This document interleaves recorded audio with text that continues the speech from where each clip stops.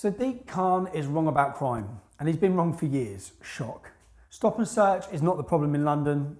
Violent crime is the problem in London. In 2014, Sadiq was the Shadow Justice Secretary. In fact, when he was Shadow Justice Secretary, I walked out of my cell in Winchester Prison and walked straight into him. And I had a conversation with him about Islam in prisons.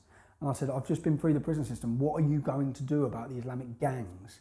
To which he had 0 words to say. He also at that point told me that he was good friends with Majid Nawaz. Guess what? When Majid was a radical extremist.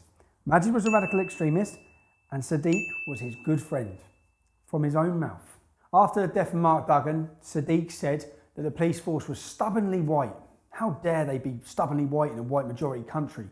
He also said that there must be an urgent rethink of the stop and search powers used by the police. Sure enough, there was a rethink, a massive rethink. Between March 2012 and 2013, there were over 1 million instances of stop and search in England and Wales. Between 2015 and 2016, that figure dropped to 387,448. That's a massive decrease in stop and search. As a candidate during the 2015 mayoral election, Khan promised to do everything in his power to cut stop and search.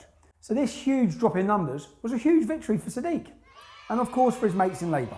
By disallowing the police from being able to stop people who they believe have committed a crime, or people who look like someone that they're out to find, Sadiq and Labour have put London and the rest of the UK at risk. Going by the fact he thinks the police force is too white, and that he's called for the banning of racial profiling by the police. No doubt this whole operation was an effort to improve relations with the black and ethnic minority communities in London.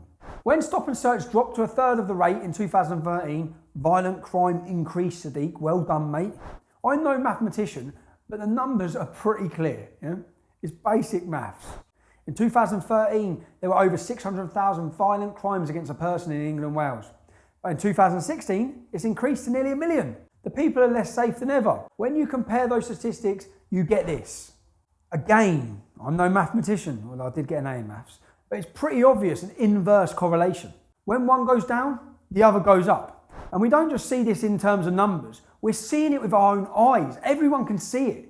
The police are seizing huge amounts of knives at British schools. Between 2015 and 2017, 32 forces throughout England and Wales confiscated over 2,500 weapons at schools.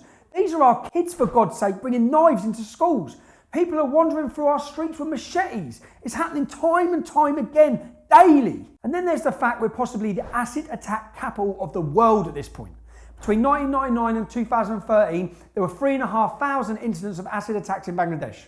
In Britain, there have been over 1,800 reports of attacks since 2010 just in London. And the police admit there's an issue surrounding people even reporting these attacks. At these rates, it's possible more attacks are happening in Britain every year than in Bangladesh. This is some third world stuff. What has our country become? There's been a big increase in acid attacks, not just in London, but across the country. It's a grotesque form of attacking somebody. A number of things that we're doing already in London. Our police officers, a significant number now have a acid response kit, which they can use if somebody unfortunately suffers an acid attack. Sadiq Khan's policies are destroying London and putting people at risk. His attempt to create community cohesion are putting people's lives in danger. The guy's a maniac. He proves that every time he opens his mouth, and the numbers show it too. Thank you for watching. If you like that and you want to see more, click like and subscribe.